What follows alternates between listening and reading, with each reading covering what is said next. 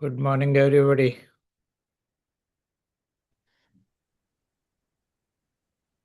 Good morning. Good Namaste. morning. Morning, Mohan and Risha. Morning, everybody. Looks like 11.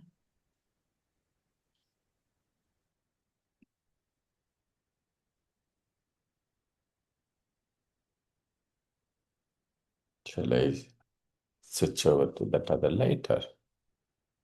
Okay, you can put maybe if you want additional light. This was deacon. It's fuzzy because of the background. Oops. You can mute.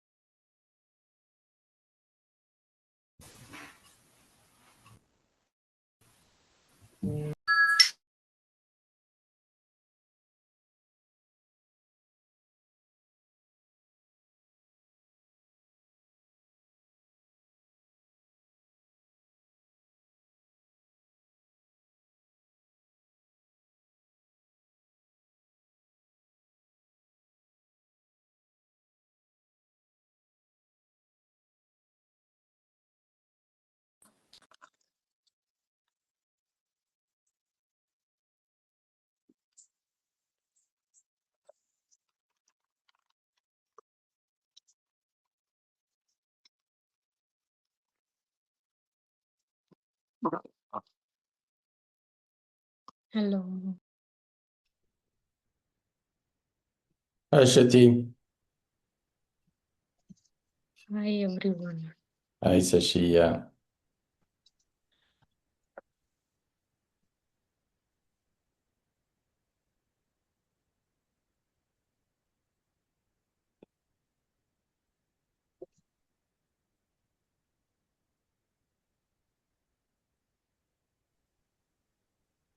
Morning, Namaste. Kumar. Namaste. Good evening. Namaste. Good morning. Namaste, sir. Namaste. Morning, Kumar. Welcome back, Rajashri. Welcome back, Badri. Namaste, sir. She's still on travel.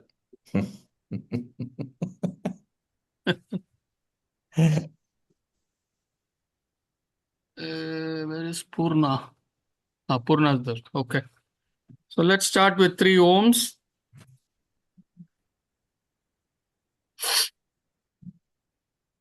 Just take a deep breath.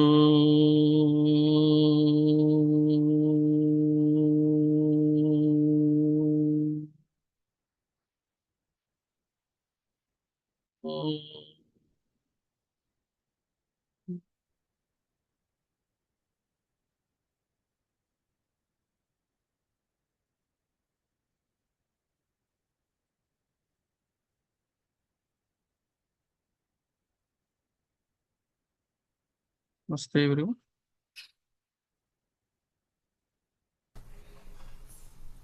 Please keep your videos turned on. Yeah, give me a moment. I'll turn on my video.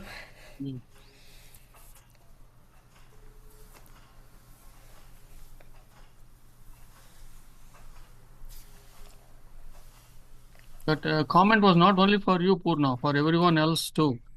All those who are not turned on. But I need to chant, so I was just. Yeah, no problem. Shall I start, sir?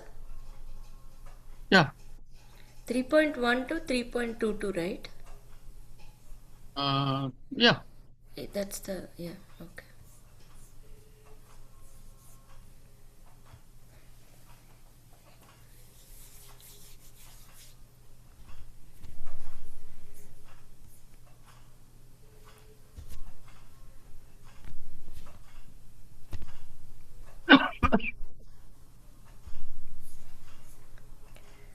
ॐ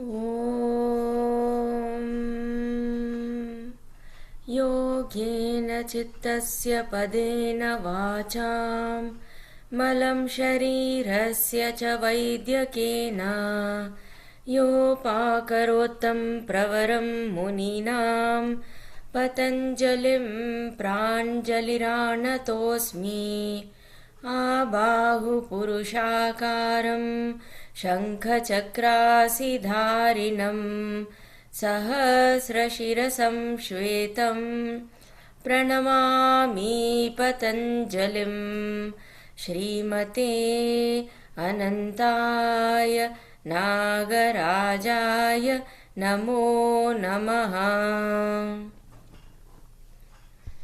अथ विभूतिपादः देशबन्धः चित्तस्य धारणा तत्र प्रत्ययैकता नता ध्यानं तदेव अर्थमात्रनिर्भासं स्वरूपशून्यमिव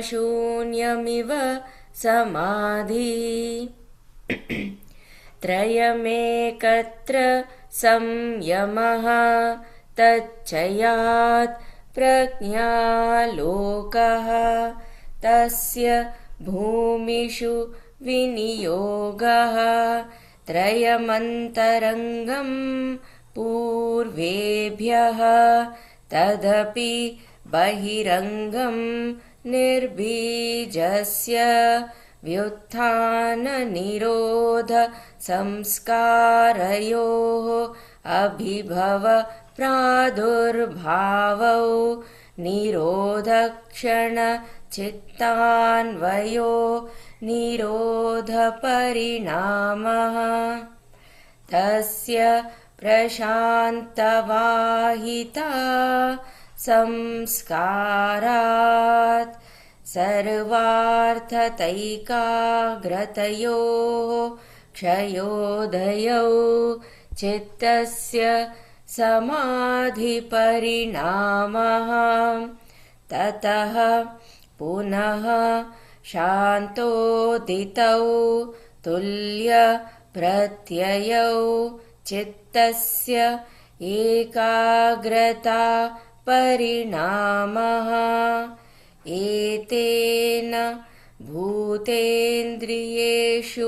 धर्म लक्षण अवस्था परिणामाः व्याख्याताः शान्त उदित अव्यपदेश्य धर्मानुपाती धर्मी क्रमान्यत्वं परिणामान्यत्वे हेतुः परिणामत्रयसंयमात् अतीतानागतज्ञानं शब्दार्थ प्रत्ययानाम् इतरेतरा ध्यासात् संकरः तत्प्रविभागसंयमात् सर्वभूतऋतज्ञानं संस्कार साक्षात्करणात् पूर्वजातिज्ञानं प्रत्ययस्य परचित्तज्ञानं न च तत् सालम्बनं तस्या विषयीभूतत्वात् कायरूपसंयमात् तद्ग्राह्यशक्तिस्तम्भे चक्षुः प्रकाशासंप्रयोगे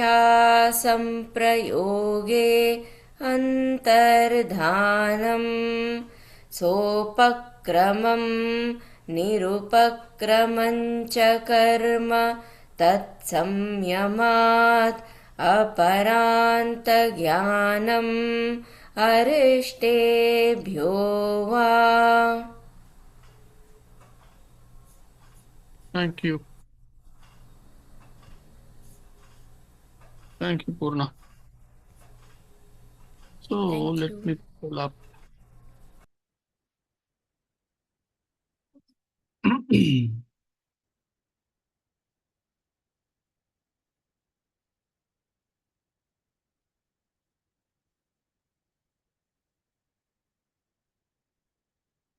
Okay, we stopped at 3:12 last week, so we are right there.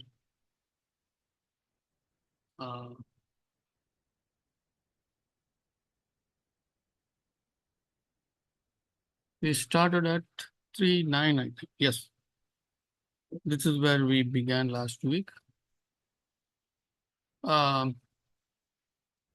Where we said that, see, the earlier sutras, based on earlier sutras, we are already in dharana. We have a seed mantra or whatever it is. We have a seed. So based on that, we are already into a state of dharana. Dharana is that focus. So in that focus, as we focus and focus and focus, what happens? A stage comes when there is total restraint of the chitta. The total restraint is what we are calling as Nirodha Parinama. We saw three important terms last week: Nirodha Parinama, Samadhi Parinama, and Ekagrita Parinama. We saw three of them. So the first one is Nirodha Parinama. Nirodha means control or eliminate, right? Yoga Chitta Vritti Nirodha. From there we know what this Nirodha means. So Nirodha Parinama is the total restraint. Parinama means result. Nirodha means control, etc. So here he is using the word total restraint, complete restraint. Comes when there is restraint of the thoughts, which is the chitta vrittis. And being in that moment of the chitta, even after restraining of the thoughts, the arising thoughts created by the restraining the sanskaras. So the mantra, that's the new sanskara, is restraining all our sanskaras, what is already inside in us. So when the sanskaras inside us are being restricted, I gave an example, like a small child throwing tantrums. This is what the sanskaras do, correct? So when you hold the child or you say something to the child may be quiet for some time, but it will do something else. If you say, don't touch this, it will go and touch something else. If you say, don't stand here, it will go and stand somewhere else. So similarly, the sanskaras are made up of three components. We know that, which are klesha, karma, and vasanas. So these three, because they have never been put under any kind of restraint, and now they are being put under restraint, they don't like it. Just like us, just like a small child. When we have been used to that kind of a freedom. What kind of freedom? Think what we like, speak what we like, use all kinds of harsh words the way we like. So we are used to all that. And now when we are restricted, obviously we are not going to keep quiet. When I say we, the sanskaras are not going to keep quiet. So something will come out of that. So that something is also coming out of the chitta, correct? So here he says, being one with the chitta. That's what it means. Being one with the chitta means when it is coming out, it may come out as, like scratching some part of the body, or some joint aching, or somewhere pain has come, or the back refuses to remain straight, those kinds of things. So when those things arise, be with it. Don't immediately walk away saying, oh, I can't do this. So that's what it says. When the total restraint comes, when there is restraint of thoughts, being in the moment of the chitta. Moment of the chitta is, it is doing here and there, it is doing some naughty things, some troublesome things it is doing, because it doesn't like being controlled. Okay? So this is what we are talking about. We mentioned this as Pradur Bhava earlier. Maybe in the earlier one or two sutras prior to that. So,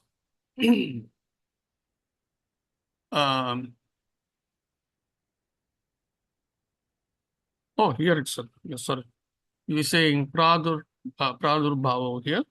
So, so that's what it does. That Pradur Bhava is what causes this. So now we understand that some things here and there will happen, and we are one with the chitta. Even if it happens, we are still one with the chitta. Okay? We are not walking away. We are not getting up and fighting with it. Let it happen. So this stage is called Nirodha Parinamaha or Nirodha Parinama. Then we saw what comes out of this when the sanskaras are bound and you are in tune with the chitta, whatever it is doing, here and there it is doing a little bit. So from that, he says, arises a deep peace.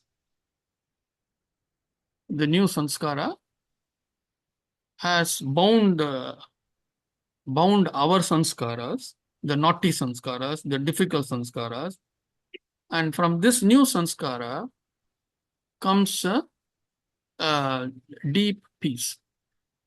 So that is what in 310 we saw, Sutra 10. And in Sutra 11, he is explaining about Samadhi Parinamaha. So in 3 and 9, slowly we are going into the state of, actually in 3:10, we are actually going into the state of Dhyan.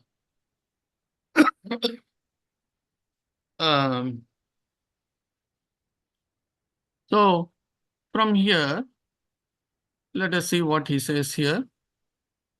In 3:11, he says Samadhi Parinama. So in Samadhi Parinama, what happens? So you have moved along with the chitta. Now, by doing this process for a while, for a period of time, meaning weeks, months, years, then you come to the stage where the chitta is no longer fighting. It is okay. And since we are all creatures of habits, that is why it is important that meditation, dharana, dhyana, samadhi, all three, it's packaged into meditation. So when we start to get ready, we must always stick to a time, say 9 to 10 in the morning, or 7 to 8 in the morning, or 4 to 5 in the morning, or evening, whatever is the time you pick, stick to the same time. It doesn't have to be 9 means exactly 9. It can be 9:10, it can be 9:15, 9:30, during that hour. That's what it means.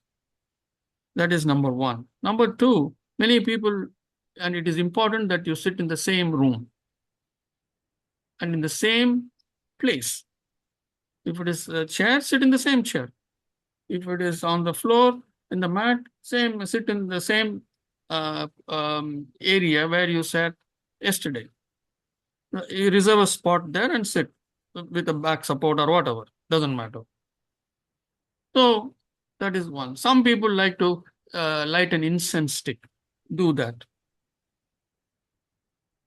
And some people like to keep the place a little dark, drawing all the curtains, do that. So make all these arrangements. When you do all these arrangements, and definitely many would like to have a shower before coming to the dhyana. So that all these things, that this preparation that you do tells the chitta that you are getting ready for dharana, dhyana, samadhi. That is, you are getting ready for meditation. So our sanskaras begin to understand this. They begin to understand. And in that understanding, it says, okay, I will let him or her be free for this 1 hour. I know for 1 hour, this person is not going to get up. He doesn't want the chitta vrittis. He doesn't even will look at my whatever I trigger inside him. Even if I try to play some naughty games, he will still move with me. He will not fight it, he or she. So it understands. That is why it is necessary to have that consistency in terms of time, in terms of place, in terms of other things that you do, that preparation part. This is what we see in many athletes too. They have a preparatory routine before they go into a big game. They will do all that preparation. And that is how they are successful at the highest level. So it's the same thing that applies to us also. Obviously, they took it from here. Somebody for them, a coach or whatever, who has studied this or any other spiritual text, told them that this, hey, you got to prepare. Like how we prepare for an exam. Similarly, this is an exam every day, an everyday test. Okay? So from here, in this case, in samadhi parinama, what happens? In the waning and waxing chitta, the chitta, what is it is doing? It is waking up, trying to create some little bit of thoughts here and there, and then it is falling off, waxing and waning. It is not huge. It is not huge like a wave that you see at the shore. It is ripples, tiny ripples. So from the waning and waxing chitta, so now you have become one with the chitta. So there is oneness in every sense. There is complete understanding. And this is what we call as the state of samadhi, where the connectivity to the divine happens. So, dharana, dhyana, samadhi. We have come to the state of samadhi. So we said if we ask any question, place a question in the stage of dharana, the answers will come. The answers have not yet come. Let us see what happens. In Sutra 12, he talks about a state called Ekagrata Parinama. So, Nirodha Parinama, Samadhi Parinama, and now Ekagrata Parinama. So, here, again, he says the fading and rising states of the chitta look comparable. That is, the ripples are so tiny. Hardly there is any difference between when it is waxing and it is waning. It is hardly any difference that you can see. Completely serene. That's what we say. Serene. Sattva guna. Complete sattva guna. Serene. Nothing is going up or down. Completely serene. So when that happens, that is the state.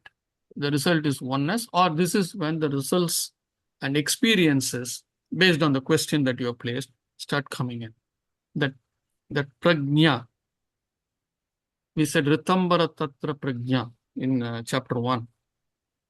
So that from the cosmos, the experiences are coming, or the information is coming, the knowledge is coming. This is Ekagrata Parina. This is where we left last week. Any questions? I took a lot of time to explain all this because these are difficult sutras and are also fundamental to our the state of samadhi and etc. And later on, siddhis, we are going to see. All these things are important. Shall we Ekagrata move on? comes after Samadhi, isn't it, Kumarji? Ekagrata?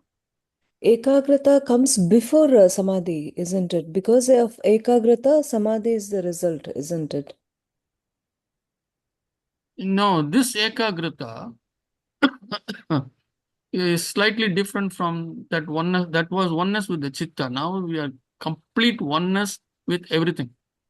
That's why we say ekagrata. One Oh, point. okay. Yes. Okay. Is this recommended for people who are mentally unstable? Because in England, when I started nursing, I was told as a first lesson that every second bed in English hospitals is occupied by mentally ill patients. Now they let them out into community, so statistics are different. But there's more murders on streets and at home. So I was wondering if this could be some sort of cure or treatment, because now they don't do anything for mentally ill. There's nothing. There is plenty of pills, but they do nothing. So can you... But it is for a mentally deranged person. Why is he mentally deranged? Is because his chitta vrittis are very, very high, uncontrolled. We are talking about people who can get their chitta vrittis in control, right? Hmm. So to get to a state where you can even practice this, your chitta vrittis have to be kind of decent.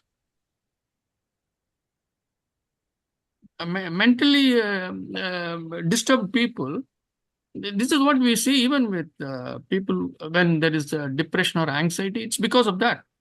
The chitta vrittis go haywire. We see that in ourselves. And then either we have to do some pranayama or do something to calm down ourselves and bring the chitta vrittis down. And when this agitation is so much, there is no way you can get into meditation. There is no way that you can do any of these things. Mm. So medication don't do anything. That's why I'm asking if they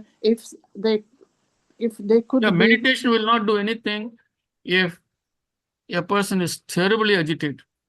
So some kind of, that is why I gave you that, in Sutra, in 4.1, he says that some kind of medicine to calm down. Although there he is not talking in terms of calming down, it is more for experiences, or to get to the state of samadhi. We are not talking about that. So that is why even in Ayurveda and all those holistic medicines, some medicine has to be given to get the person chitta vrittis to quieten down to a reasonable extent. It cannot be 100%. Then the fellow will be stoned. So he has to get to some point where he is at least in touch with reality, he or she. And then once they are in that state for a while, then yes, they can come into this dharana, dhyana, samadhi, meditation part. With me? Yes, I wonder. Yes, you Okay. have to give them such a strong medication that they will fall down and sleep. So there's no Yes. control. So, Yes. I have a question, Kumar. Yes. Uh, Yes. We generally talk of subconscious and the conscious mind, right? Hmm. So that is in the modern medical terminology, I guess. So Right. how does that map to, say, in this in the context of Yoga Sutras? So when we say mind, we include both, is it? See, when we say mind, the mind itself is not part of the. I mean, in medical terms, mind is always they always think of mind as part of the brain, right? So whereas I'm not here, very clear. when we talk of mind, we are talking of something which is not part of the brain. When you say chitta, it is not part of the Mhm. brain. It is acting outside of the brain because it is electromagnetic vibrations. But it uses the brain whenever it wants to. If it wants to store something, it will put it in the brain. It is just an electromagnetic radiation and acting outside of the hardware. It is a very, very smart software. True, but does that include both subconscious and the conscious mind? The chitta is the conscious part. And there is then we said we have a copy out there, right, of our chitta, right, from where we download things. That I think, I mean, that is the real mind,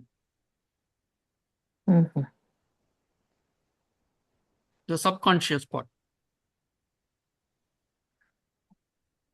So that would be their karma, and we shouldn't do anything about it. Come again? Their disturbed mind is Yes, probably that person's karma, and if correct. we try to teach them or alter them, help them, that is bad for us. Yes, see, we can try to help them. There is nothing wrong. We, like, it has to be very gradual and natural. Yes, they are suffering because of their karma. But when a person is suffering in karma, there is nothing wrong in helping them. But we should not think that we are the God and we are going to fix it. Be reasonable and help them out. That's all. There were some attempts of people trying to help them, but Yes. they didn't get the result they wanted. They got all kinds of visions and all kinds of false pictures or some horror, so they gave up. So I wonder, their help was no good. But anyway, We can only try with these people. We can only try. yeah. And if with a good ability, a good yogi would be able to see when all these things started for them. But they are born And like, yeah, they are born with that. Mean they are born with that, or even when they are born with that, uh, when it started taking effect and what really caused it, so they can go into all that and then start from there and give some kind of a treatment. And generally, yogi's treatment will be take this mantra and meditate. That's how it will be. And where will they meditate? So anyway, I don't want to go deep into this kind of treatment for this. It will be never ending. It will be best that we discuss later on during the later stage. Okay? Don't mind. thank you. Yeah. So, conscious, subconscious. Shall we move on? Usha, Sir, you said Yeah, we dharana, can one move on. single. Dharana? Sir, dharana, you gave one single word meaning. What is that? Can you please repeat it? Dharana, I gave one single word. Yeah, meaning. Like parinama means change. Same way, dharana, you gave like 5 minutes back, one meaning. No, I said in the dharana we are trying to that nirodha parinama. Nirodha parinama. Okay, I will listen the recording, sir. Then I can get it. No problem. Thank you, sir. So, Sutra 13, Etena Bhutha Indriyeshu Dharma Lakshmana Avastha Parinama Vyakyatha. Vyakyataha. Vyakyataha. So, so Vyakyataha is the subject matters. Actually, it is the plural. Taha. Whenever we see this Vyakyataha, Vyakya is subject. Vyakyataha means dealing with the subject matter. So here it is a plural properties. That's what it says.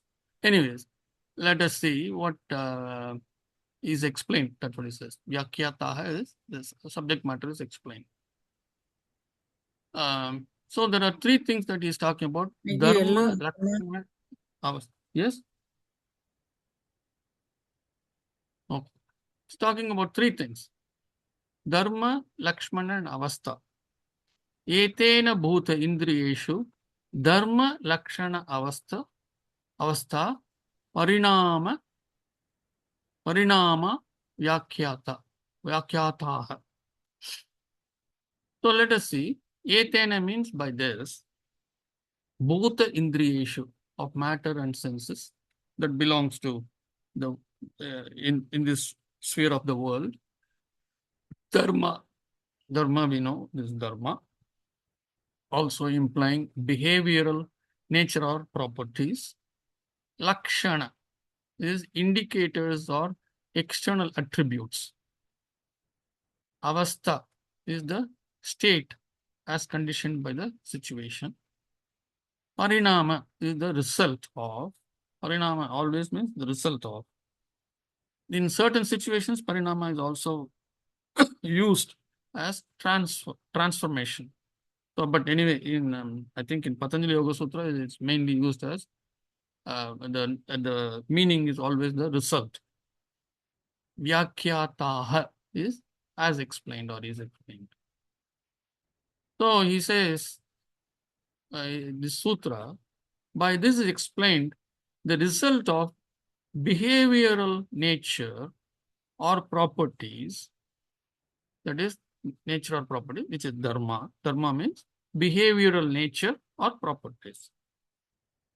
External attributes, the lakshana, and the state conditioned by the situation, avastha, in matter and senses. So the knowledge, the experience, the information that is coming from the state of ekagrata parinama is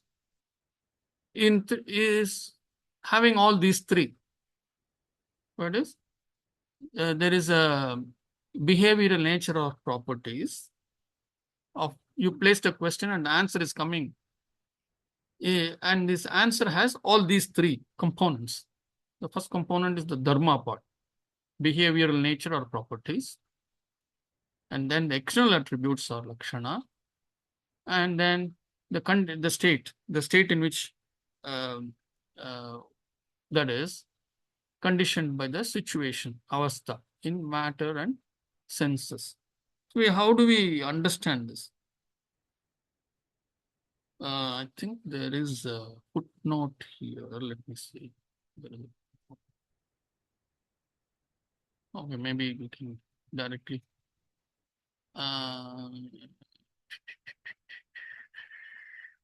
Not here.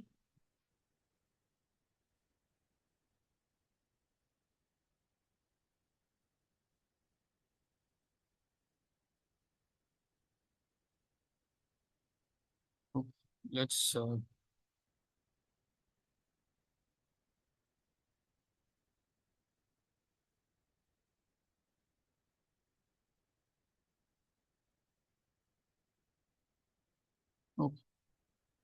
All right, let us see. Let us read this, and this will be helpful.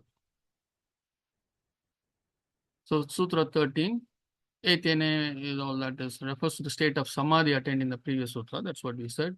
Samadhi allows one to connect with the source of everything, right? We are connecting to the cosmos, to the divine, the cosmos. So, which is the source of everything. Why is it the source of everything? We saw in chapter 1, right? In chapter 1, he defined Ishvara, and he said Ishvara is Tatra Niratishyam. Anybody remember that sutra? Tatra Niratishyam Sarvajna Tattva Bijam. Tatra Niratishyam Sarvajna Tattva Bijam. I think it is Sutra 25. So he says 1.25. He says there in Ishvara is the seed for the source of all information. So that's what he's referring to here. Samadhi allows one to connect with the source of everything and know the underlying nature of existence and history with respect to all matter and senses. With everything, you can find out the history with respect to all matter and senses. This is discussed in great detail in the 4th chapter. We'll see that there.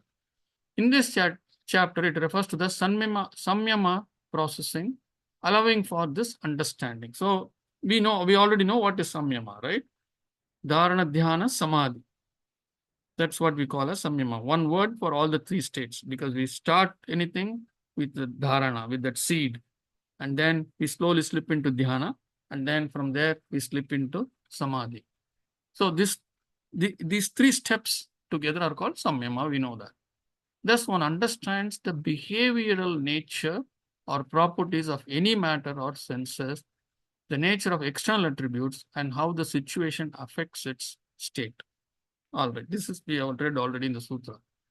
So Vyasa gives the example of a broken piece of clay pot that one observes. So he says, if you take this, looking at the broken piece of clay pot, which has been lying for, say, hundreds of years, we don't know how long it has been there. And you tune into that and you have a question as to know, when did this thing was created? When does this pot get created? So that's what he says. By tuning into that in the state of samadhi, one gets to know its antecedents. That is, the history of its conversion from clay to pot through molding and heating, being used for a while and discarded in nature. Its property of the matter relates to clay. That is the dharma part, right? And through heat has been transformed into pottery. This is the lakshana state, whose property has changed and having been discarded in the ravage of nature, has discolored in this situation. This is the current state, avastha. So he uses this example to describe the idea of knowing dharma, innate property, which is the clay. Lakshana, external indication, it has been nicely put in a kiln. I mean, it had been shaped and then put in a kiln, burnt. I mean, when I say burnt, I mean that heating properties. It has been heated so that it gets a nice shiny texture, and then it has been used as a pot, and then it was discarded, and that is the current state, avastha. This process of knowing the antecedent of anything in terms of dharma, lakshana, and avastha through samadhi, and more precisely the samyama process, has been described in this sutra. Is this clear? Oh, Let's see if very there's- nice, Kumarji. This is very nice. But I had a question about something related to the same concept. Like, before I started all this Patanjali classes, Yoga Sutra classes, my devotion or connectivity to God, or sometimes, like, devotion used to be there at the places of, places like temples, or like, some place where it is dedicated to prayers and worship and stuff like that. Now, after studying, in the process of studying Advaita and Yoga Sutra, and understanding the concept of Aham Brahmasmi, it appears to be the connection is little different. It doesn't have to be at the place of worship. Mhm. It can be at the stage Anywhere. where you You can be walking on the street and you can have the connection. Yes, yes. So my question is, Mm. uh, how do I know that it Mm. is not the input of information and the mind uh, recreating this information into, I mean, how do I have the discretion between the actual devotion and mind's games, right? Like, that the kleshas are not taking role there. Like, how do I? So generally, see, when we take this case of pottery, Mm-hmm. so how does an archaeologist find out? He is not doing samyam, correct? Mm-hmm. Right? He is not doing samyama. He is doing some scientific process, analysis to come to that. Mm. And excuse me. And to do this scientific process, it may take days before he will arrive at a solution, at a result rather, that, Mm. okay, this clay pot is 1000 years old. It was manufactured in the year 19 in in uh, in the year 1126 or 1026, Mm-hmm. and then the clay at the time was taken from this place, blah blah blah, all these things based on whatever they have developed through science. If you do samyama, if you have the ability to do samyama, this information it comes to you within less than 30 seconds. If you are very good at it, if your connectivity is very high, it can happen with less than 30 seconds.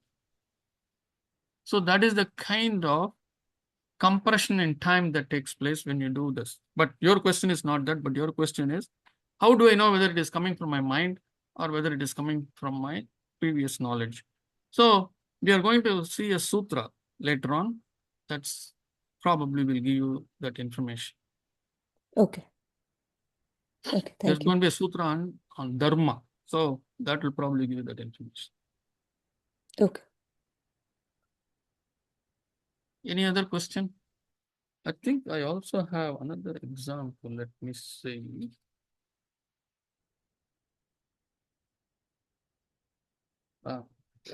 This is also another example.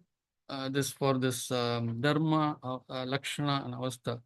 Let us say we see as we are driving, we see glass pieces on the road, right? And the moment we see glass pieces on the road, especially uh, in Western countries, we know that there was an accident. How recent is an accident? We can very quickly find out based on whether the glass pieces are still on the street, on the road, or have been swept away, and you find a few pieces on the side of the road, correct? If it is still on the street, we know the accident has happened very recently, maybe in the last hour or so, hour or couple of hours, right? So if it has been swept away, we know, oh, it's probably 24 hours old, or 48 hours old, or 78 hours. That kind of information we get. So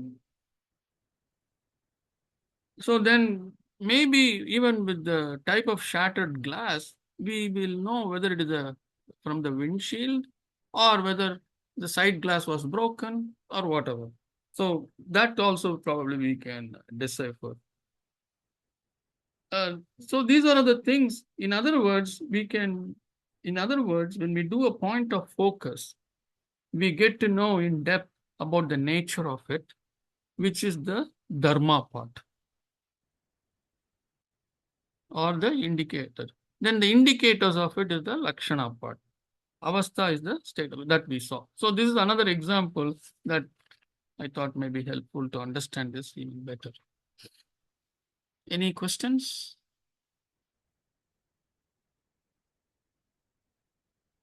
Dharma, lakshana, avastha. Three components that comes when from the cosmos as a experience to us when we ask a question and when the answer comes. Let's move on to let's take a close look.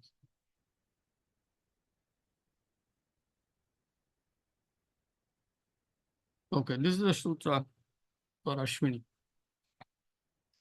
Shanta udita avya padeshya dharma anupati dharmi.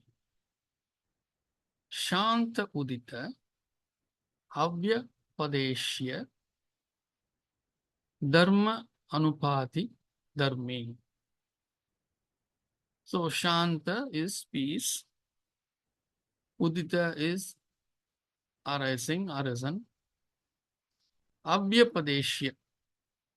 So anyway, Shanta Udita is arisen from peace.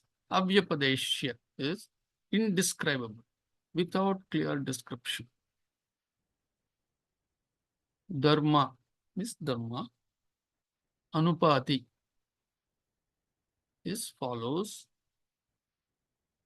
Avyapadeshya is Avyapadeshya dharma anupati means the indescribable peace that follows. Dharmi follows dharmi equals that or one who follows dharma. Meaning the person who is doing this samyama, okay, whoever is in meditation and he has gone into samadhi state and the answers are coming and he has got the answer and the knowledge has come, he is a dharmi. Why is he called a dharmi? The dharmi follows the indescribable dharma arisen from peace because it comes from the peace and ananda. We saw a sutra, Sutra 17 in chapter 1, which says, Vitarka vichara ananda asmita anugamat samprajnataha. Samprajnataha is the state of connectivity to the divine. How does it come? Vitarka vichara, from logically analyzing and then from doing reflection, vichara, internal reflection, which vitarka vichara. I mean, here actually we should take vitarka vichara as dharana dhyana. And then he says vitarka vichara ananda. That is that peace. That is that peace. That is that happiness. That is that shanti. Ananda asmita. Asmita is that the characteristic. Only because of that we can experience. Otherwise there is no experience. So that experience, vitarka vichara ananda asmita anugamat. From that follows, what follows from anugamat means that follows. What follows? From all these, that is vitarka vichara ananda asmita, from all those four follows the state of prajna, samprajnataha. The state of prajna, the state of connectivity to the divine follows. So it is always only when there is peace, only when there is shanti. So when will that shanti be? Only when the chitta vrittis die down. We saw that already. Shanta, the dharmi follows the indescribable dharma arisen from peace. So the dharmi will have no choice because he's enjoying that peace and is enjoying this texture of knowledge that has come. This texture of knowledge is so filled with dharma And that is why he's called Dharmi. There is a Tamil movie which came way back, I think in the 60s, called Thiruvilayadal. And there one character is called Dharmi. But they made it into a comic character and called him Dharmi. And this Thiruvilayadal is about how the divine takes form, human form, and then plays with his devotees by giving them some hardship and then blessing them, by giving them bounties, etc. So in one such story, it's a collection. That movie itself is a collection of small, nice stories. And in one such story, there is this character Dharmi, and there will be a announcement by the king of the country in which he is living in India, that the king has suddenly got a doubt whether women have natural fragrance in their hair or they don't, or it comes only from the different fragrances and scents that they use. So the king will suddenly have this doubt. So he will say, a poet or whoever can resolve this doubt in him, he will give away 1,000 gold coins or something like that. He will announce a big bounty. So this Dharmi person, who is a kind of a priest in a small temple or someplace, who has no idea of writing poems and things like that, will hear this and oh, if only I can get this. If only I can get this. If only I can get this. And he will be jumping up and down, and then he will go to the temple, and there he will pray to whom he has been, doing all kinds of services all through his life in the temple, to that Ishwara, to that Linga. He will pray, please somehow make me write a poem, and then let me win this. And that way all my daridra, all my difficulties, all my the poor state of finances will go away. So he will pray fervently, and lo behold, the divine will come as a poet, as a very well, as a pandit, in nice clothes. He will appear before him and say, why are you crying? What is this? What do you want? And then in the story will go, and then Shiva will write a note, a 2-line poem or whatever, and give it to Dharmi and say, go and read it. You will get that 1,000 points. So he will go to the court and read it to the king, and the king will be ready to award it when in the council of ministers, one of the ministers will object. His name is Nakiran, the custodian of Tamil. He will say there is a mistake in the poem. So then this fellow, is caught red-handed. He does not know. So he will run back to the temple, and again he will pray, what is this? You gave me a poem with a mistake. What is the use of this? And he will shout and yell, and then again the divine will come and say, what happened? So he will say, this is what happened. So the poet will Ishvara will drag the poet to the to the king's court, and then in front of the king he will ask, who found a mistake in my poem? And then one of the ministers who found the mistake will get up, and then there will be a discussion between the two. And so anyway, the story goes on. That's not important. The thing is, this person was called Dharmi, although he never followed Dharma. But he was so passionate about his prayer, the divine appeared before him. And then anyway, finally, he will get all the gold and all that, and he will also find out that it is Shiva who appeared before him and not an ordinary person. So that was the enlightening thing for him.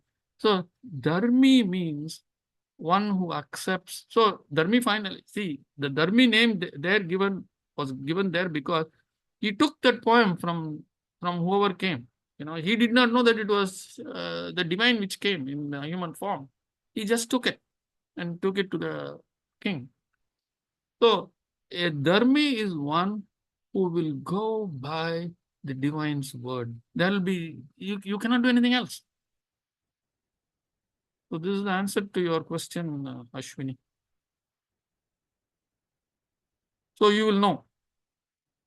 That's the meaning of this. When it comes from above, you will know. Yeah, Like I I told you. mhm. Go ahead. No, it's a contradictory concept that I'm stuck in between where, I enjoy the connectivity when it happens, but it is random. Random because when, I'm in that transformational stage where I don't have a control on the complete chitta vrittis. It Yes. just happens. Yes. And I also know that by having the ownership as a doer, the whole concept dies down. So it's Yes. like, I'm suffering in that stage where See, I would love to have. one litmus test you can always do Mm-hmm. is when this comes from above, Mm-hmm. you take the message and then if you have this doubt, this is a litmus test that I generally do. What I do is this in any way selfish in nature. Mm. If there is even a slight trace of selfishness, then I know it's not from there. Okay, got it. Initial stages, it is very easy to fall a prey to that. Okay. Okay. Okay, Kumarji. I know the connectivity is like real because I understand when it is real. It's Yes. just that why is it not in the place of worship now? Why does it why this changes? Is it because of the learning that I'm doing off late? Why did it not appear earlier? Or was I not smart enough to understand that connectivity when it happened in a non-worship place? That is my question actually. How does it matter? Tell me. The connectivity is happening now. Enjoy that. Okay.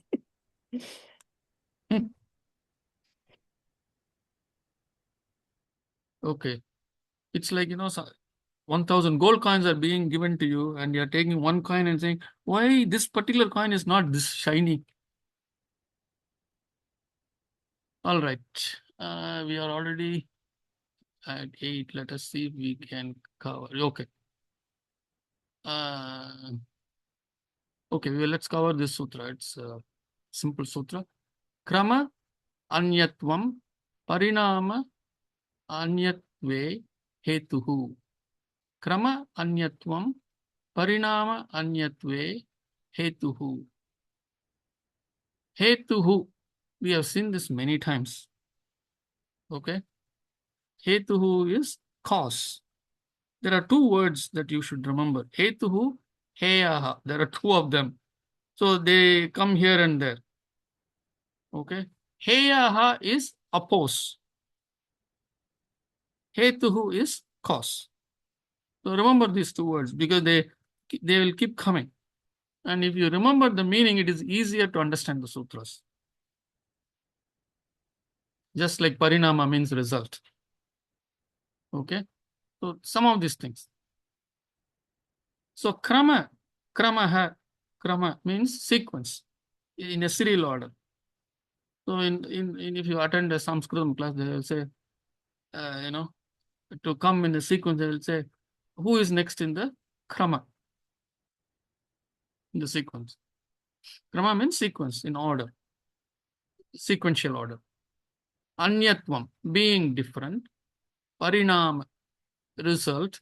Anyatve, different. Hetuhu is the cause. The cause of different results is different sequences. That is the answer. That is what they're saying. Sometimes two people may put the same question, and the answers may come in, the answers will come in two different ways.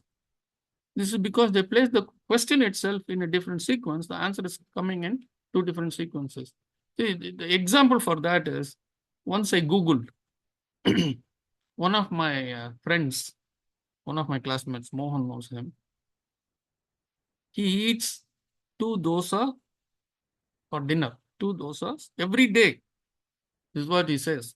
2 dosa and something called a pulikorambu, that is made of tamarind, soup kind of thing, sambar. It doesn't have much of lentils. Okay, he uses this. He eats this every day for dinner. So I told him, isn't this bad for health? Eating this highly concentrated, it's tamarind, which is acidic in nature, and you're eating this every day for dinner. Isn't it bad? Then the next day he sent me. He said, I Googled, and this is what I found. And then he sent me an information, which is all nice things. Yeah, there may be some like acidity, but this helps in taking care of that, blah, blah, blah, all the good things that come. I said, how can it be? So then I went and Googled, and I said, isn't tamarind bad for health? Then I got all the results which said why tamarind is bad for health. So then I found out that he had Googled saying how tamarind is good for health. And I Googled how tamarind is bad for health. And we got two different results. Okay. Does it answer this sutra? So based on how we ask the question, the answer is going to come. If we are going to ask a question with selfish interest, then the answer also will come with that selfish interest.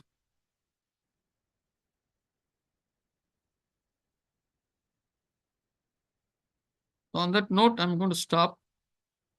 Any questions? Yeah, I was about to ask on that, like how we ask a question to ourselves and expect something which we want to listen to. And we may not have a greater clarity on what Yes. is going on actually. Yes. This is the main problem that we have. Because this is what we saw in one of the sutras also, where we said in chapter 2, yes, we said, Kritartam prati nashtam api anashtam tad anya sadharanatvat. So sadharana people, what do? They evaluate loss or gain in every transaction. They will evaluate. So even with the transaction with the divine, they are going to evaluate. That is why people who go to Tirupati temple or any popular temple, they'll say, oh, I will offer 10% or 5% or whatever they decide of my profits to you. It's a business transaction. I also get profited. You also get a share of that. So make me get it. Make me get the profit. Guilty. Yes. So when we ask a question, this question has to be a very clear, selfless question.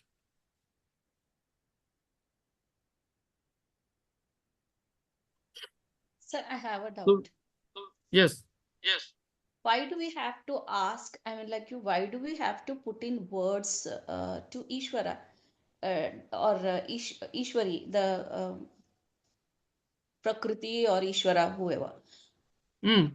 Don't they like sense our emotions or whatever what we are going through? Why do we have to put that in proper words.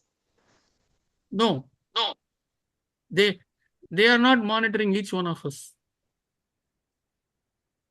They are not. Then all my life I was If you doing have it wrong. listen, Rajeshri, if you have, let us say, you are blessed with 10 children, will you be constantly asking each child, what do you want? Or you will attend to the child which is coming and asking you, I'm hungry, give me water. I'm thirsty, give me water. I want this, give me that. You will attend to that first, right? Yeah, first A we'll attend child, to, yeah, yeah, you will feed the child. You will feed all of them at lunchtime. 2 hours yes, later, if only 2 children come and ask you for snacks, you will only give them. The other 8 will be playing outside. You're not going to yell and call them and give them. No. When they ask, you will give. It's the same thing with the divine. But don't ask for selfish things. That's all I'm saying. Ask for higher things. How did the right. creation happen? What are my kleshas? What did I do in my previous birth? Those kinds of questions. Things are not selfish What, questions, Sumarji. Huh? Those things are not selfish questions. What are the Because kleshas? we don't have answers, right? Nobody can answer those questions. Those are not selfish questions. You can ask for but ourselves, you can even ask for others. what will I gain Because asking? by knowing what I did in my previous births, then I know, yeah, this suffering that I'm getting, yes. But those things will be answered only with those who have connected to the divine, right? Not to everyone. It need not be. This in great passion, if you ask, the answers will come. It's not necessary. We have seen earlier too, that when you start this process, when you get into this process of focusing, dharana, in yoga, yoga meaning hatha yoga, pranayama, when you start into this, start coming into this process, slowly things will happen. Even before you get into the state of samadhi, you will be having this question inside you, will be asking, and then one day in the morning when you wake up, you'll have the answer. It has happened to people. Yeah, it may happen that way. The other way is you are so fed up that you accept whatever you are going through. So why need of, sorry, my God is here itself. My altar is here itself. But why do we have to go through all these sadhanas and this and that? Just do karma and then, leave it to God. कि समझ लेना है कि That is the lazy approach. That is the it's not lazy approach. lazy, no, sir. No, that's not lazy, sir. We are like, we are Leaving to Rajeshri, totally please understand. dedicated to God. Without, you do not know what is dedicating to God. So You do all not know. these You do years, not know what is. all these You do years not I know did what is. wrong. You do not know what is surrender to God. Then he Ishvara should have told. Pranidhana. Someone should We have have told. only. Ask for question. Wait.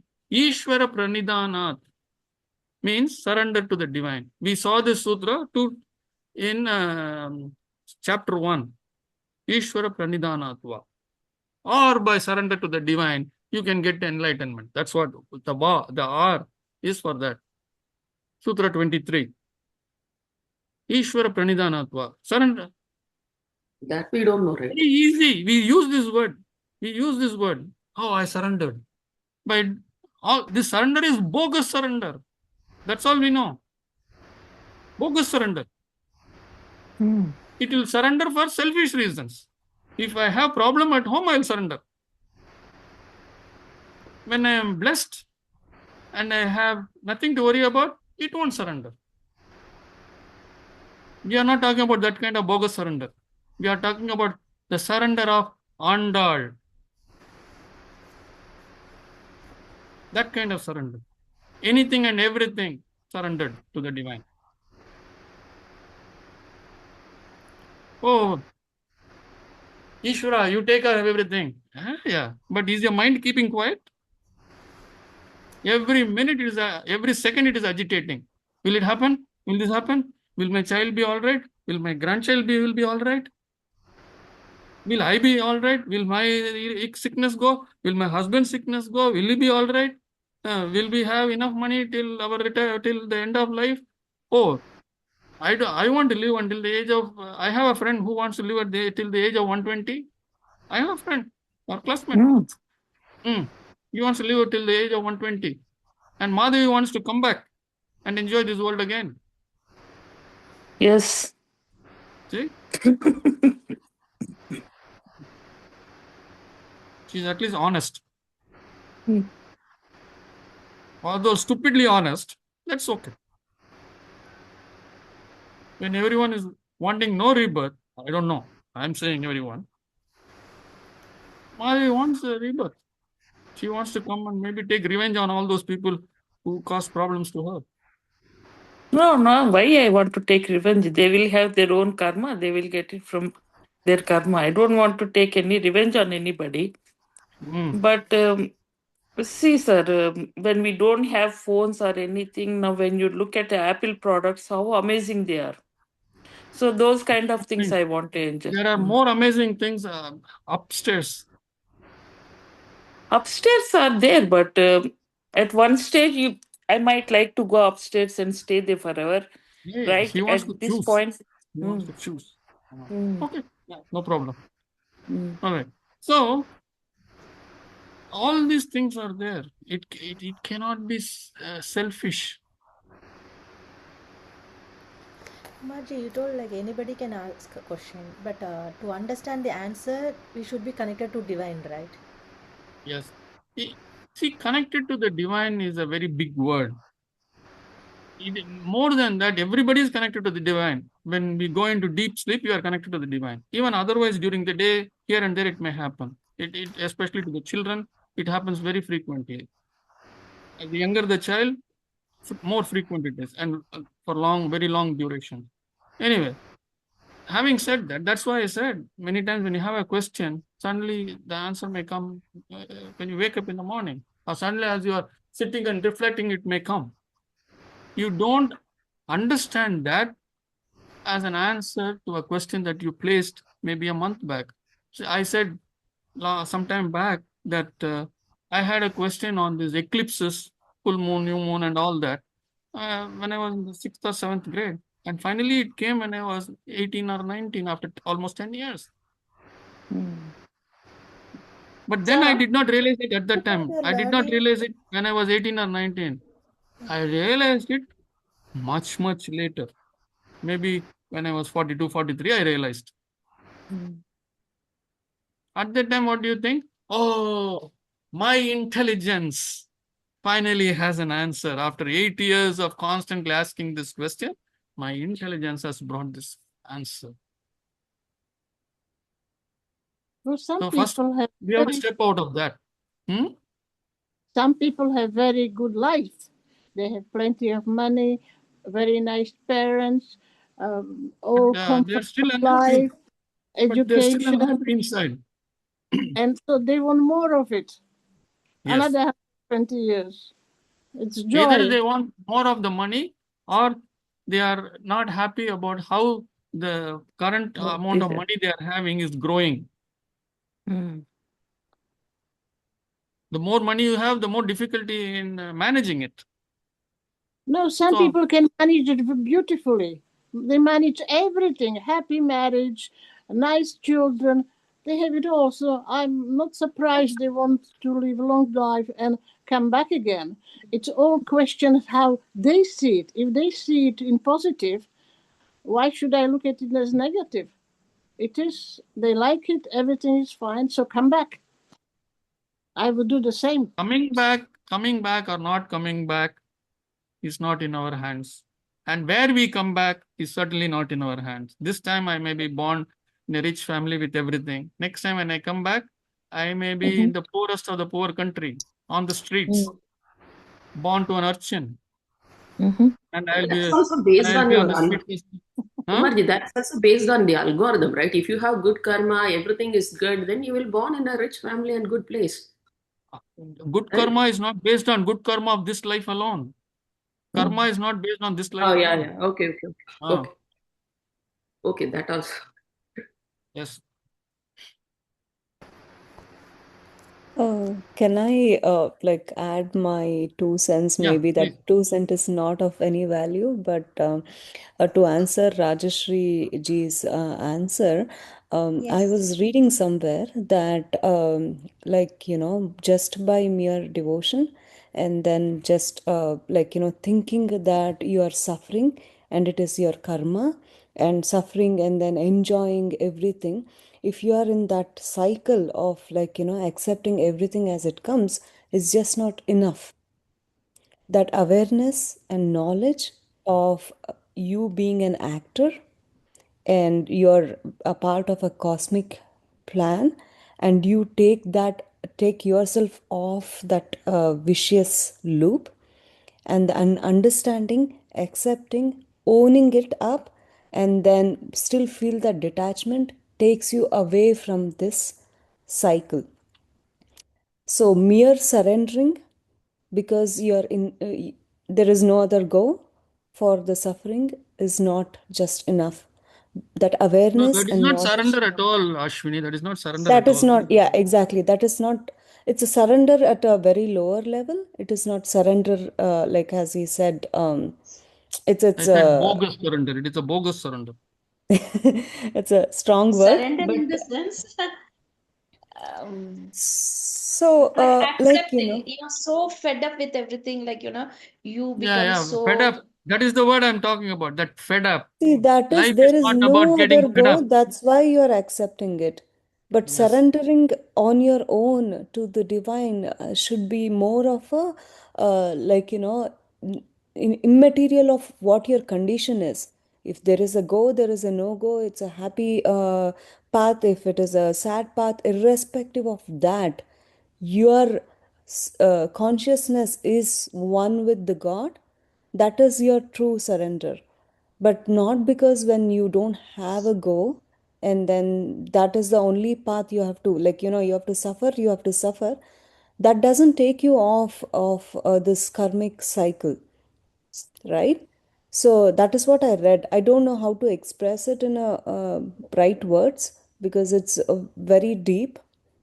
One must understand that, like, I mean, I came to this realization very recently that just when you're having a bad times, or like, when you're going through a crisis in your life, just accepting that and surrendering to the God is just not enough.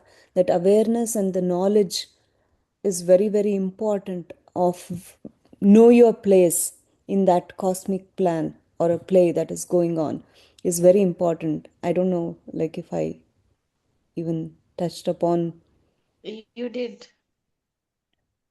But You that touched a also nerve. depends You on the touched a gurus, no, nerve. sir? Ashwini, you touched a nerve. And you had the nerve to do it. Thank you. Actually, this surrender, like I said, we don't know the meaning of this surrender. I said this in chapter 1 itself. And actually, I probably told this to Priya. Priya has spoken to me many times prior to that about how she has surrendered to the divine, blah, blah, blah.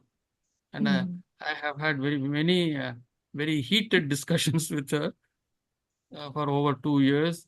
And now probably, she has understood this surrender is very, very deep. The surrender is surrendering all the time, 24 hours a day, and not just for a few minutes here and there. It is surrender at the. When you say surrender, you're ready for everything that the divine is dishing. When we say divine, we should actually use the word what life is dishing out to us. Surrendering to that part of life, not out of disgust, like what you're saying, I'm fed up. That's not surrender. That is the defeatist surrender. Like how all these prisoners of war, they raise their hands with their weapons and they drop the weapons. that kind of surrender you are talking about. I am not talking about that surrender. The body doesn't, mm, I mean, like, there's no strength actually left to, endure or do more, whatever.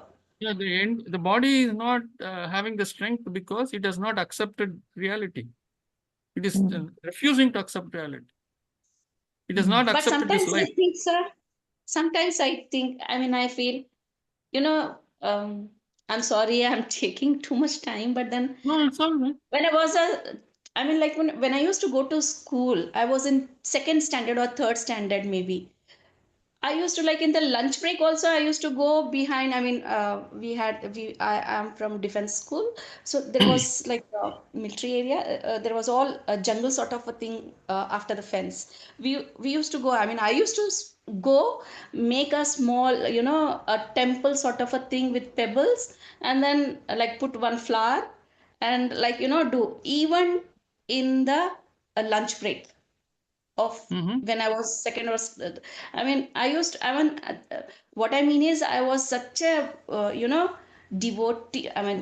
Good devotee, I should say. I If you used to were such believe a in God devotee, so much. Rajashree, if you were such a devotee, you will not complain about life. You will not get fed up with life. Yeah. Now I'm like, I'm now I feel like, next Janma, maybe I'll live a very happy, that positive, that thinking I have now. Maybe next Janma I'll be. Oh, you are still planning for one more Janma. This is not enough? The beatings? I don't know. Oh, If the sad. kleshas go or karmas go, I'll be very happy. No, I don't want to do next Janma. no, sir. She is saying next Jarma she will not have all these beatings. She will have the wonderful life. That is Yes, Yeah. sir. that is a big If I am, that is a big like, if. if I come down, Yeah, otherwise, whatever. I don't want to actually. Expecting. I just want to, I don't want Finish next the Janma life. at all. Yeah. The fact If that you are I, refusing to accept this life itself is a huge karma, Rajashree. The fact that you say you are fed up with life itself is a huge karma. How will you have a nice life next Janma? I'm giving you some very bitter truth.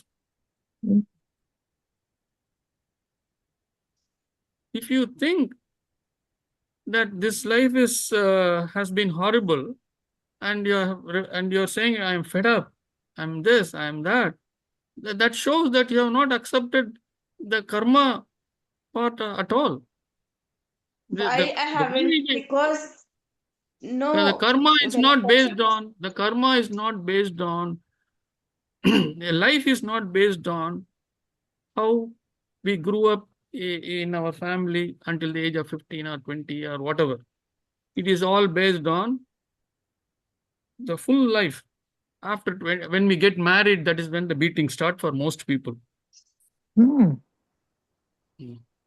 Almost everyone, some kind of beating will be there because you are moving from, especially to women, because they are moving from their house to a new place, to another house, which has got its own.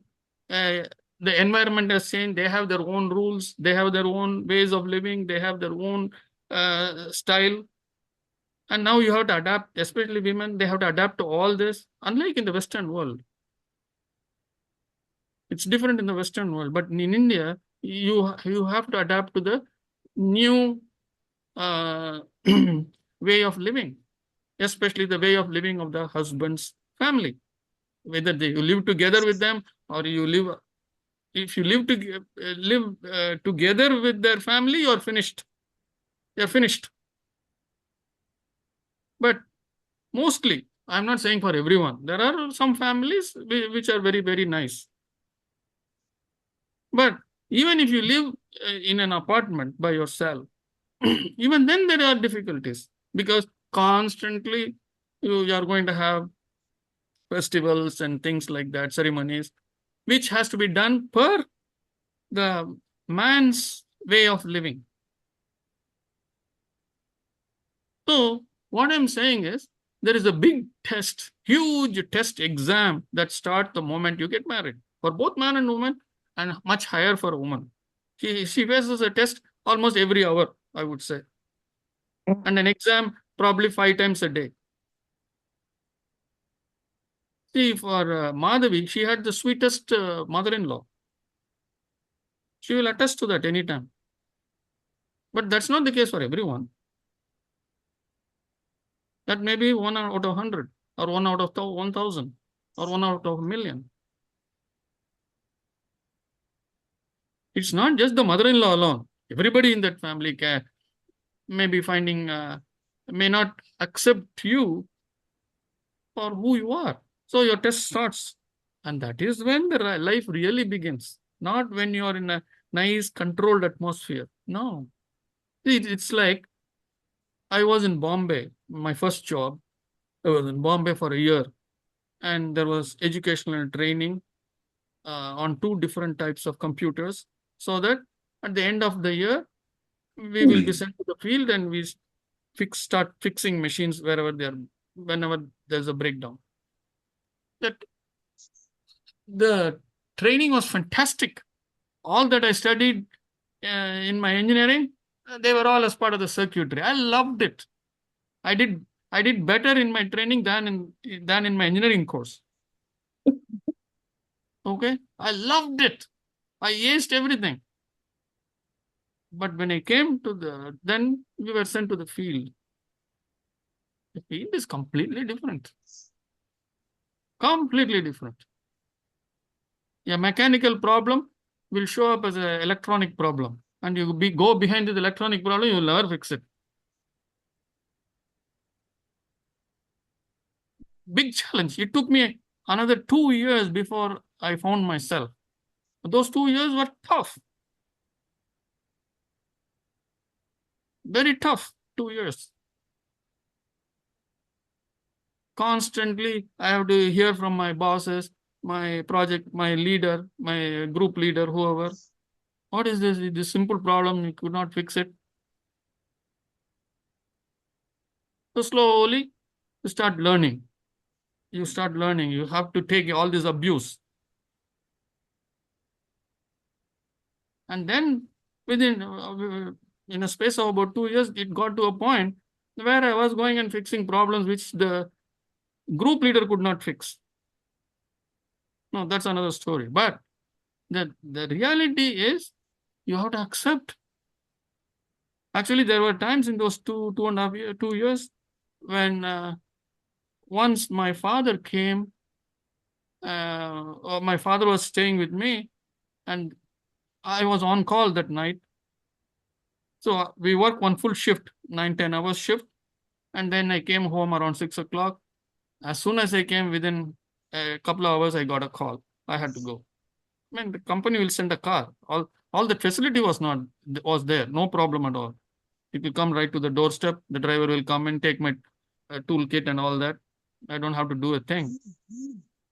So I left around 8, came back around 10 o'clock. As soon as I came and changed my clothes, next call came at 10:30 or 11. I went again.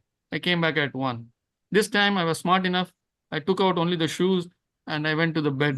And within half an hour, I got another call. There were 4 or 5 calls that night. And the final call that I finished, and when I came back, it was about 5:45 in the morning. And I had to go back to work at 9. Okay. So my father was standing near the gate of the house, waiting. Normally, the mornings, the milkman will come to give milk. So he was there to collect the milk. So he saw me entering and he said, "What is this, Kumar? The whole night they bothered you. You could not get a wink of sleep. Leave this job. Get another job." I didn't say anything. I just smiled at him. I said, "Now let me go take some rest and I'll speak to you." So I went and, I went and slept for a few hours. I told my office I'll be coming a few hours late. Or if there is a call, just call me from here itself, I'll go. Fortunately, I didn't get a call until noon or something like that. So I had a good 3-4 hours sleep. I told my father, I have to go to work now. I'll speak to you in the evening. Then that evening I came back. I spoke to him. I said, "See, yes, it is tough. And especially for a parent to see their son who is so qualified, who has a master's in engineering, and then he has to run like a dog. Literally, it is tough. But I told my father, have you seen the life of doctors? They are also MDs and highly specialized. They have to go in the night if they have to. What about OB-GYN? I asked my father, you have 2 daughters. Can the OB-GYN say in the night 2 o'clock when the pain comes, can the OB-GYN say, I'll see your daughter only at 7 in the morning? No. The OB-GYN rushes to the hospital, doesn't she? Isn't she qualified?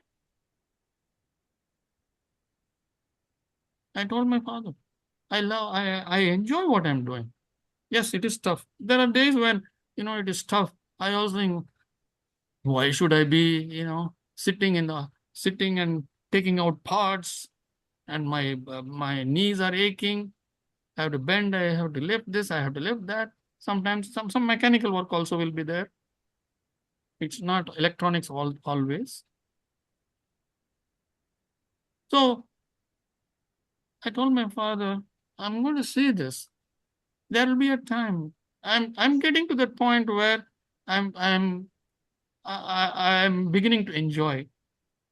But it's not always. But sometimes I do get frustrated myself. But I don't think I'm at a stage where I want to ditch this and run somewhere else.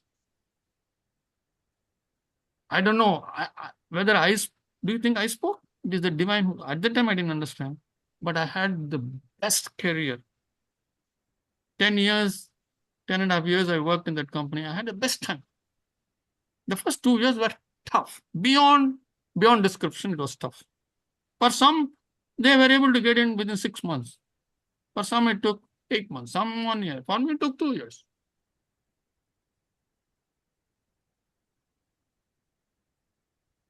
It's similar to that. Life is like that. You can't run away. You cannot get fed up. Fed up is not surrender. In that fed up state, you say, oh, I leave everything to you. You do whatever. That is not surrender. Fed up is you're engrossing yourself and identifying with the pain, suffering, and all that, right? The whole concept of yoga is taking out of that, right? When you're suffering, you should remember to take yourself out of that, cycle, and then identify you are not the body, you are not the feelings, you're not the emotions, you are the awareness. Even when it comes to happiness, right? Like, it is difficult to remember, like when you are going through a happy moment, it takes a little more time for me to identify that it is not me who achieved it, who it is not me who is doing good job. I am not the doer. So when you disassociate yourself with all those things, obviously you don't feel fed up, you don't suffer, you don't enjoy, you are just the witness for everything that is happening. When you do that, or whatever you're explaining, Rajeshri ji, it won't happen. Like, Yeah. The main thing is accepting life as is and not as you thought it would be. That is the problem. The problem is not with life, the way it is unfolding. The problem is not with life. It is not difficulty. It is an experience. Karma is giving an experience to you. It has given you a tough husband. That is an experience. It has, let us say, it has given me a tough wife. It is an experience. It has given me tough children. It is an experience. But we see that as difficulty. We see that as pain. We see that as suffering. That is where the problem is. When good things happen, do we ever say, why is it happening to me, these good things? Exactly. I wanted to ask the same thing. I wanted Huh? to say, I wanted to ask the same thing. When you're But we very say, happy, oh, I deserve this. I deserve more than this. If I get $1 million in lottery, I will say, oh, actually, I deserve more than this $1 million. At that time itself, the the dissatisfaction starts. So would you accept this? A prime minister went on a walkabout in a small town, and there was one ordinary man got a gun and shot him. Now, he didn't die, he just wounded him. So he spent in hospital for about 2 months or something, and went back to his office as a prime minister. Even now, he's there. So the lawyer asked the man, "Why did you do it?" Because he was seen by psychiatrists, and he said the man is normal. The man said, "I did it because God told me." So he was asked, "Are you religious?" "No." "How do you know it was God?" "I know clearly it was God who told me to shoot him because he is disgrace and he's betraying my motherland." So judge didn't believe him, gave him 15 years in jail. And he is an intelligent man, a journalist who wrote several books. He's a writer. And he keeps saying, "Yes, it's true. I was told to do that. Shall we accept that?" What do you think? The judge didn't. I'm not going to answer this question, but my answer is going to be another question. Because in the Hindu faith, the Hindu religion, if you look at all the various avatars, so far we have 9 avatars that have come and gone based on situations on earth at that time. And all these avatars have killed somebody.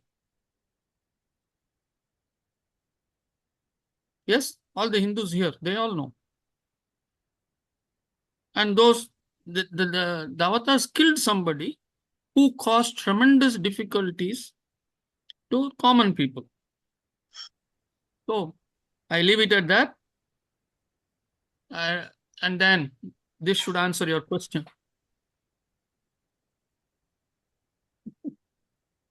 To think about that. Yeah.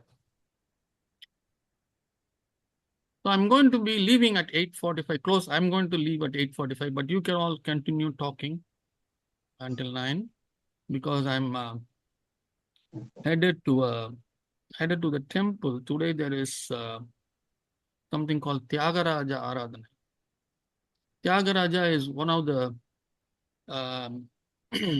three main persons, one among the three instrumental for the classical music in the southern part of India, called Carnatic music. So they are called the music trinities, and he is one of them. So there is a homage that they pay every year around this time. It's actually end of March they do, but here in the temple they do it in the month of January or February, whenever it's convenient for them.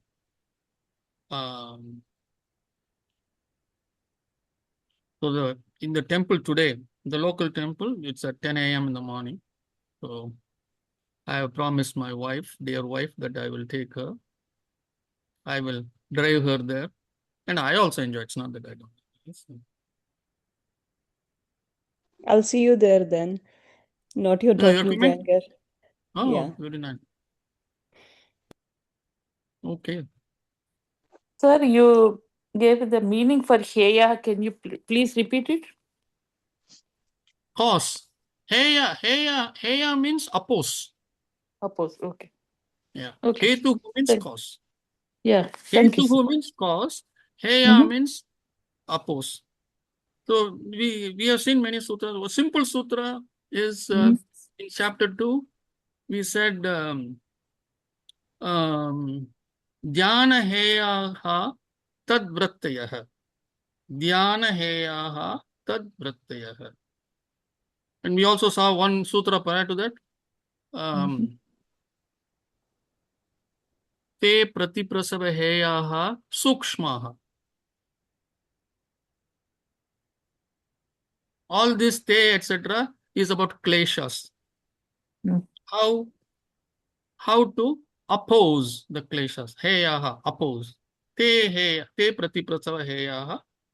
Te heyaha sukshmaha. Sukshmaha is in a subtle way. Subtle opposition. Subtle opposition is meditation. What does it do? The mantra opposes it. Last time I spoke about all the harmonics and all that, correct? Remember? I gave the physics and math behind that. Oh, Padma, did you find out Fourier analysis? Did you ask Ganapati about Fourier analysis? No, I couldn't. And I told him he is still searching. I am not sure. I think he is Oh, he did what? He will answer you. He didn't. Oh, you'll answer. Okay. He will Okay. answer you directly. Namaste. Okay. Namaste, namaste. Namaste. Yeah. Good evening. Yeah. Yeah. So Namaste. you remember the Fourier analysis? No. 4 years. He didn't tell that to 4 year. Something 4 years she didn't tell. Some other word she uttered. So I got confused. I never studied this. Okay. Now you remember. Now I Fourier, you know. second test. Okay. Yeah. See, Padma, you even wrote down the spelling of Fourier, didn't you? Yes. F-U-R-I-E-R. F-O? F-U. No, F-O-U. Fourier. What was the question, by the way? No, last week, it was not a question. I told her that we did Fourier analysis in our engineering. So I told her, ask Ganapati. Ganapati's husband is my classmate. So ask him if he remembers this. So when she told him, probably he didn't get what she asked. So And now I am not engineering. I don't know that subject, so I don't know. It's okay. Yeah. Okay, good. Good that he remembers. Namaste, everyone. I'm going to take leave. I don't want my wife to get angry and get late for leaving home. So thank you very much. Thank you. Namaste, sir. See you all next week. You can all talk, but talk about Patanjali Yoga Sutras, not personal things, please. Yeah. Sambar except. Tammy can lead the session. You know, it's so funny you said this. Can moderate the session, or Tatiana can moderate the session. I wanted to thank you so much, Kumar, and have a great day, Kumar. Thank you. Namaste. Namaste, sir. Yes. You know, Rajashri, I was going to, what is it, 313 or 314 Sutra, where we were talking about that seeing, like how we can see the past properties of what caused something. And I'm just opening the floor with this concept. But Rajashri, do you recall talking to Dr. Rajan in yoga class about a physical problem? Yes? Yes, I did. Do you remember the first question he asked you was, how long have you had this? Yes. And the second question was, what happened 17 years ago? Yes.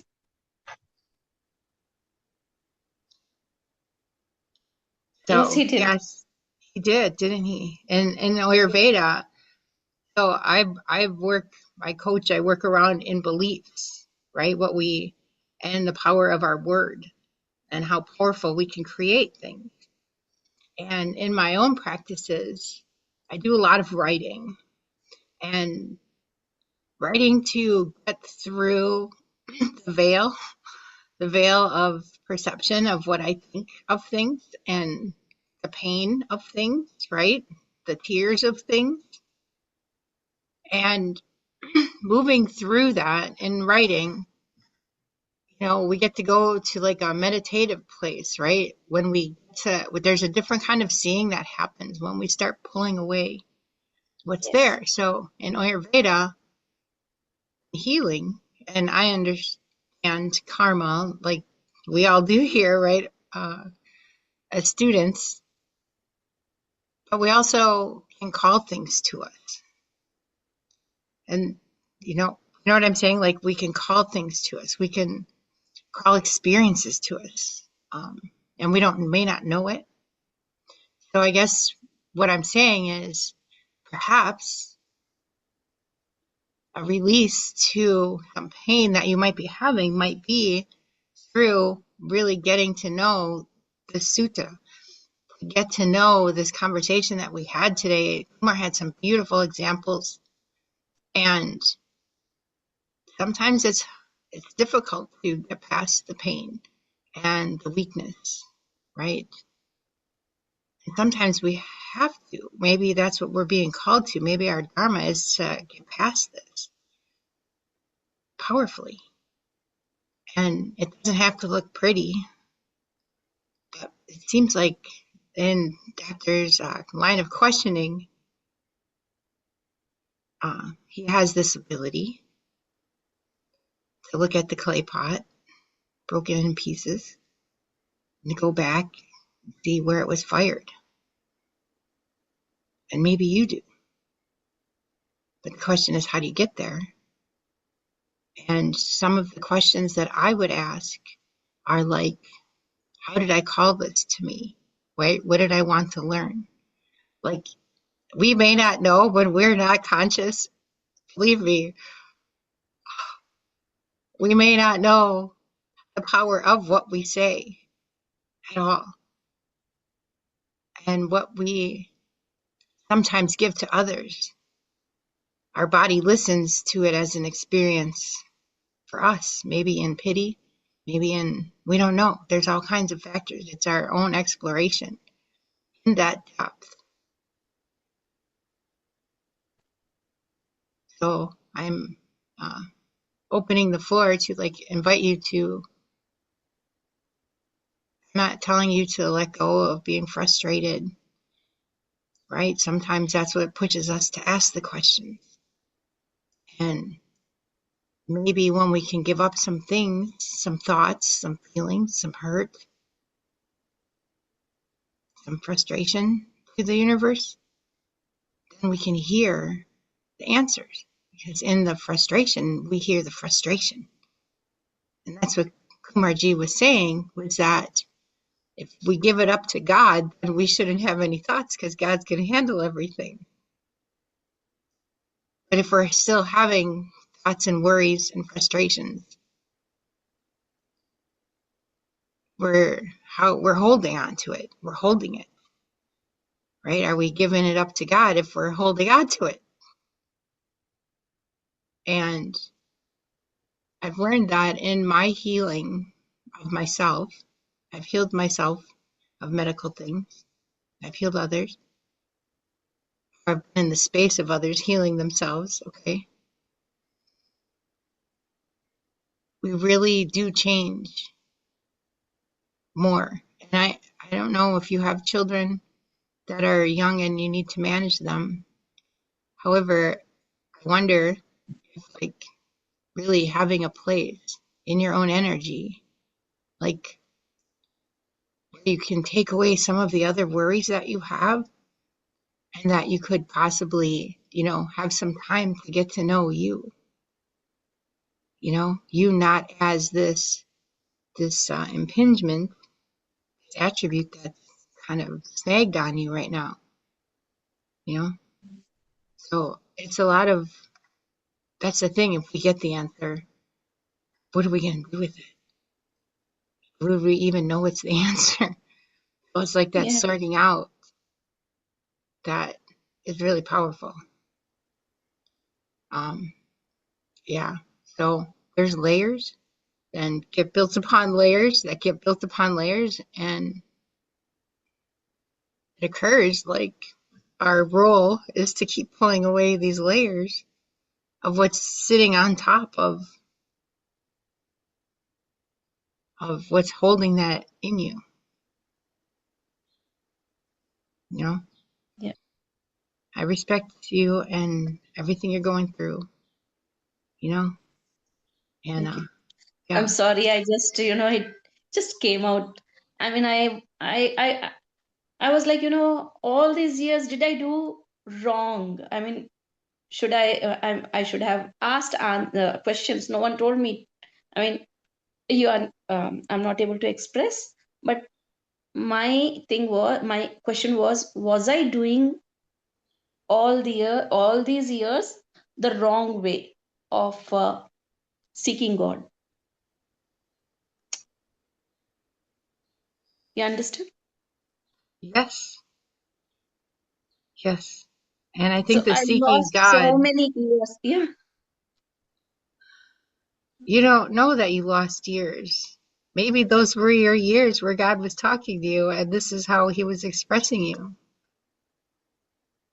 It's a big noodle to try to untangle, to be shamed of yourself and shame yourself.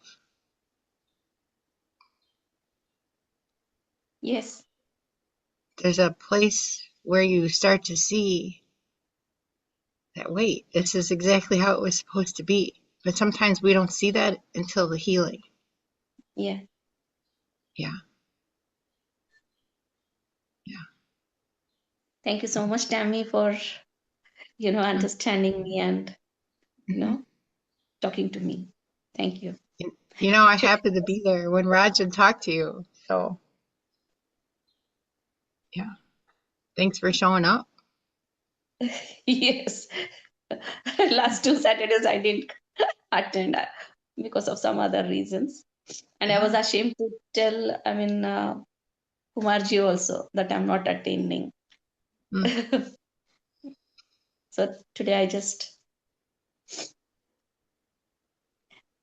thank you. Actually, I took so much time on myself. I'm sorry for that. This conversation is for you right now, Rajashri. Yeah. Thank you.